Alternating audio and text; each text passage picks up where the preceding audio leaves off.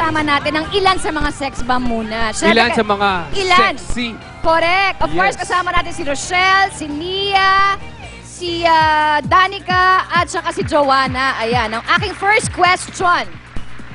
Ano ba o paano ba binago ang buhay ninyo nung sumali kayo sa sex bomb? Mia. May kotse na ako, may bahay na ako. Ooh, Ayan. saya. Pero gaano kabilis yun o gaano katagal mo na-accomplish yun? Mga 5 years din. Kasi breadwinner din kasi ako eh. Si Danica naman. Napag-aaral ko po yung ibang pinsan ko, tsaka yung... tsaka galing, yung tita ko, tsaka lola ko po, nasusustentuhan ko po sila monthly.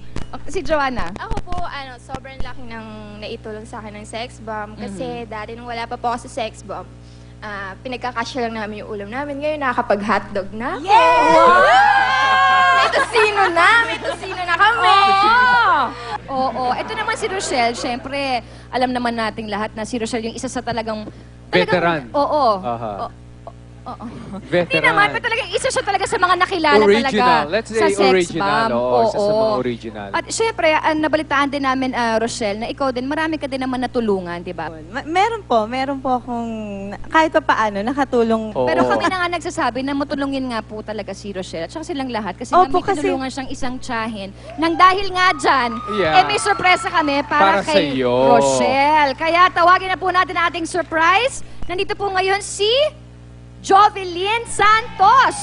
Wow! Ang pinsan po ni Rochelle. Hi! O diba, kulay pa lang pinsan na. Oo. Parang halukay ube talaga. Dito ka lang, pinsan! Uuwi na. Uuwi ka kaagad. Parang kasasayaw kayo ng halukay ube. Yan, Jovelyn, natulungan niya ang mami mo, hindi ba? Pinaganda niya po yung libing na mama ko na hindi namin naasahan na siya magpapaano. Tapos po, nung buhay pa po mama ko, tinutulungan niya rin po pambili ng gamot. Nung may cancerous na po. Ano yan, Jovelyn, humihingi ka pa ng tulong sa kanya or kusa ni Rochelle Kusa po ni ibinibigay Bebe. sa'yo? Kusa po. Ano naman ang message mo kay Yes. Rochelle? Paano siya pasasalamatan? Maraming salamat sa lahat, Dete Rochelle, lalo na tinulong mo sa mama ko. Nung nabubuhay pa, kahit ngayon, wala na siya. Napalibing mo siya ng maayos. Basta, galingan mo lang. Tuloy mo lang yung karir mo. Tulungan mo rin nanay mo. Kung may sorpresa tayo para kay Rochelle, tatay, hindi naman tayo papayag na wala tayong sorpresa para sa iba. Hindi ba, tatay? Meron tayong. Kaya kayo ha, Mia, Danica, at saka Joanna, etong sorpresa namin para sa inyo. Watch this. Ate Danica, thank you po sa lahat-lahat nung naitulong mo sa akin. Tapos sa iba po nating kamag-anak. Kapag hindi kaya ng lola ko ibigay yung mga pangangailangan namin, isa po sila doon sa tumutulong sa amin. Binibigyan po kami ng baon. Salamat sa lahat-lahat nung naitulong mo. Then, sana magtagal ka pa dyan sa trabaho mo. Keep up the good work. Tas ingat palagi. Huwag mo pong pababayaan yung sarili mo. I love you.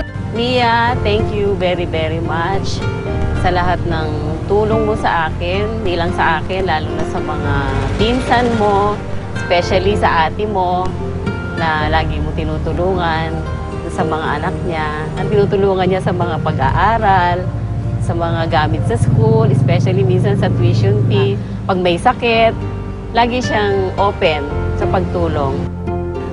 Malaki na tulong sa pamilya namin sa edad na 14 years old.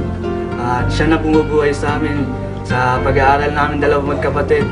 Alam ko yung paghihirap niyan. Kahit hindi na siya kumain, kahit hindi na siya makatulog, makapasok na siya sa trabaho.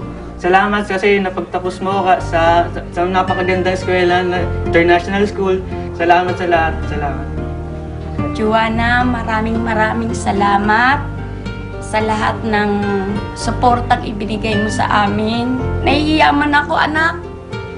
Hindi ko kayang pantayan ang kabaitan ng kalooban mo. Maraming salamat sa iyo. Ultimo sa pagtulog talagang hindi mo ako nakakalimutan. Ultimo sa lahat ng pangangailangan ko kahit sa gamot. Nung na-ospital ako, alam ko ikaw unang-una kahit may show ka, nagpaalam ka sandali. Na-ospital ang mga kapatid mo. Talagang hindi kami minuto lang. Lagi mo kaming tinatakbo. naman. Joanna, Ayan. let's start with Joanna. Joanna, ano masasabi mo sa mensahe ng nanay mo? mga tsaka touching ng words ng iyong Sobrang Mother. speechless po ata ako. Siguro, masasabi ko lang, sobrang swerte ako kahit ganito yung estado namin.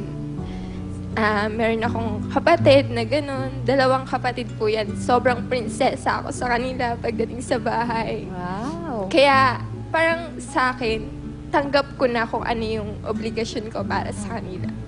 Ay.